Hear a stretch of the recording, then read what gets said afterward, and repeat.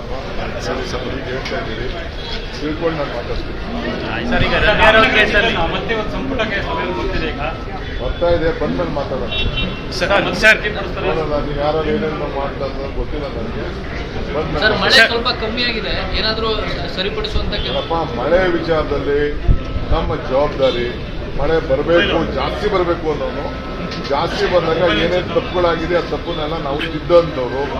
ಮೊನ್ನೆ ತಾನೇ lake development authority CM meeting ಮಾಡಿಬಿಟ್ಟು ಪ್ರಿಕಾಷನರಿ ಮೀಟಿಂಗು ನಾವು ಮಾಡಿದ್ದೀವಿ. ಎಷ್ಟು ಏನು ಯಾವ ರೀತಿ ಮಾಡಬೇಕು ಅಂತ 2,000 ಕೋಟಿಲಿ ಇಡೀ ಬೆಂಗಳೂರು ಸ್ಟಾಮ್ ವಾಟರ್ ಡ್ರೈನ್ ಎಲ್ಲ ಒನ್ ಟೈಮ್ ಕಂಪ್ಲೀಟ್ ಮಾಡಬೇಕು ಅಂತ ತೀರ್ಮಾನ ಮಾಡಿದ್ದೀವಿ. ಜನಕ್ಕೆ ಕಂಪ್ಲೀಟ್ ಆಕ್ರೋಶ ಇದೆ. ನಾನೊಂದು ಡಿಸಿಷನ್ ತಗೊಳ್ತಾ ಇದ್ದೀನಿ. ಲೋ ಲೈಯಿಂಗ್ ಏರಿಯಾಲಿ ಎಲ್ಲೂ ಕೂಡ ಅಪಾರ್ಟ್ಮೆಂಟ್ಗಳಿಗೆ ಅಂಡರ್ಗ್ರೌಂಡ್ ಇದನ್ನ ಪಾರ್ಕಿಂಗ್ ಮಾಡ್ಕೋಬಾರ್ದು ಅಂತೇಳಿ ಒಂದು ತೀರ್ಮಾನನ ನಾನು ನಾಳೆ ಟೌನ್ ಪ್ಲಾನಿಂಗ್ ಅವ್ರಿಗೆ ಹೇಳಿದ್ದೀನಿ, ವರ್ಕೌಟ್ ಮಾಡಿ ಅಂತ. ಎಷ್ಟು ದೂರದಲ್ಲಿ ಅದನ್ನು ಬಿಡಬೇಕು ಅಂತ. ಯಾಕೆಂದ್ರೆ ಕೆಲವು ಕಡೆ ನೀರು ಕಡಿಮೆ ಇದ್ದು ಕೂಡ ಇದು ಜಲ ಬರ್ತಾ ಇದೆ. ಜಲ ಬಂದು ದಿನ ಪಂಪ್ ಮಾಡ್ತಾ ಇದ್ದಾರೆ. ಅದು ಶಾಕ್ ಆಗ್ಬಿಟ್ಟು ಪಾಪ ಒಂದು ತಂದೆ ಆಮೇಲೆ ಒಬ್ಬ ಚಿಕ್ಕ ಇಬ್ಬರು ತೀರ್ಕೊಂಡಿದ್ದಾರೆ.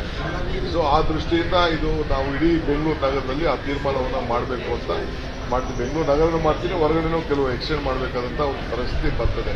ಯಾಕೆಂದ್ರೆ ಅವರೆಲ್ಲ ಅಂಡರ್ಗ್ರೌಂಡ್ 1 ಲೆವೆಲ್ 2 ಲೆವೆಲ್ ಪಾರ್ಕ್ ಮಾಡಿದ್ರೆ ನೀರೆಲ್ಲ ಬಂದು ಈ ಥರ ಆಗಿ ಪರಿಸ್ಥಿತಿ ಬರ್ತದೆ.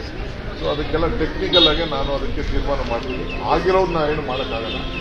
ಹೊಸ ಕಟ್ಟಡ ಯಾವುದೇ ಬಂದರೂ ಕೂಡ ಅದಕ್ಕೆ ಮಾಡ್ತೇವೆ. ಅದಕ್ಕೆ ನಾವು ಮುಂಜಾಗ್ರತೆಯಾಗಿ ಆ ಕಡೆ ಈ ಕಡೆ ರೋಡ್ ಮಾಡಿಸ್ಬೇಕು ಅಂತ ತೀರ್ಮಾನ ಮಾಡಿದ್ವಿ. ಆ ರೋಡ್ ಆಗ್ತು ಅನ್ನೋ ಒಂದು ಪ್ರೊಟೆಕ್ಷನ್ ಇರ್ತದೆ, ಯಾರು ಒಳಗಡೆ ಬರಲ್ಲ. 50 ಮೀಟರ್ ಒಳಗಡೆ ಅದಕ್ಕೆ ಮಣ್ಣು ತೆಗೆಯಕ್ಕೆ, ಇದನ್ನ ಕಸ ತೆಗೆಯಕ್ಕೆ ಎಲ್ಲರಿಗೂ ಅನುಕೂಲ ಆಗ್ತದೆ.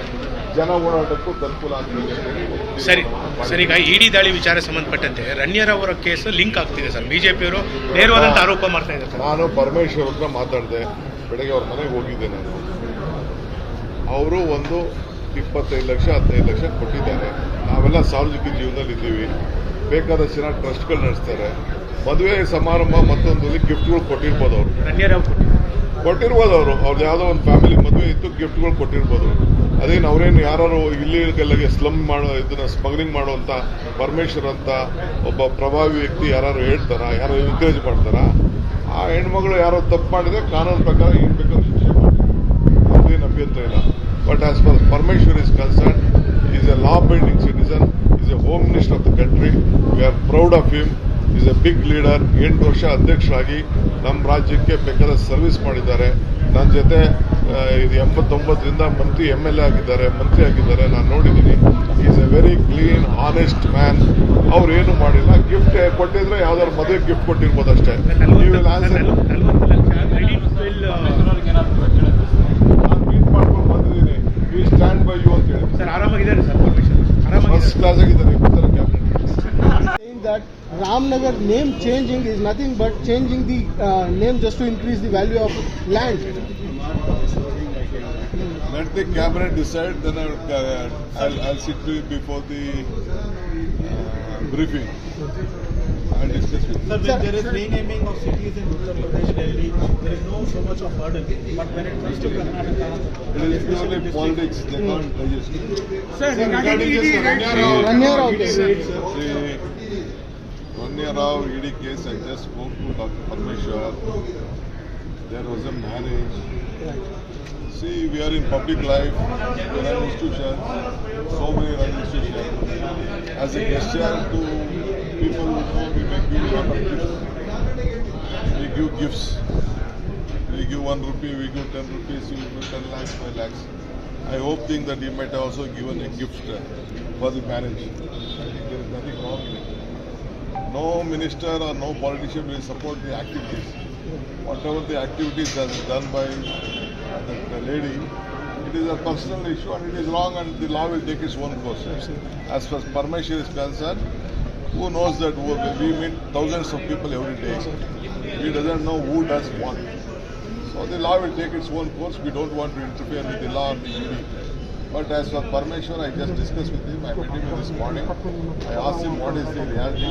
He said that at the time of marriage, he has given and he has gifted quite naturally. Sir, additionally, city around, some people have in fact said that they were not allowed to meet you and they were locked inside. No, a lot of them met me, a lot of them shouted at me. We have heard them. The grievances, quite natural, who have been affected will shout at us. We should hear to them.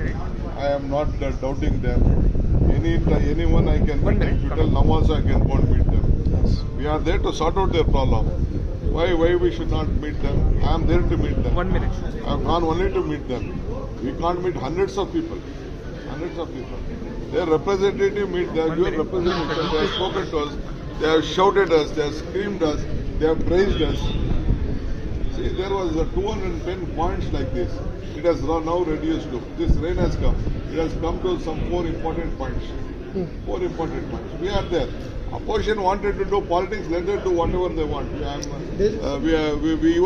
We welcome their suggestions. They say, sir, If good suggestions are there, I welcome them. We released 2,000 crore rupees money for the development of Bengaluru, but Congress government did not spend it. They did not do whatever the work was there. We have taken a stormwater drain work. We will do it. We know where are the hiccup points are there. There is 1, 2, 3 important things south of Bangalore and 1 north of Bangalore. We will sort it out. Sir, R. Ashoka says the 1,600 crores which was given to the development has been taken over by DK Shivkumar for the tunnel roads. One thing I would like to tell Mr. Ashok, all this problem has been raised only in the BJP constituency because he did not do their tenure. ಹೆಚ್ಚಿನ ವಿಡಿಯೋಗಳಿಗೆ ಪ್ರತಿಧ್ವನಿ YouTube channel subscribe ಮಾಡಿ, bell icon click ಮಾಡಿ.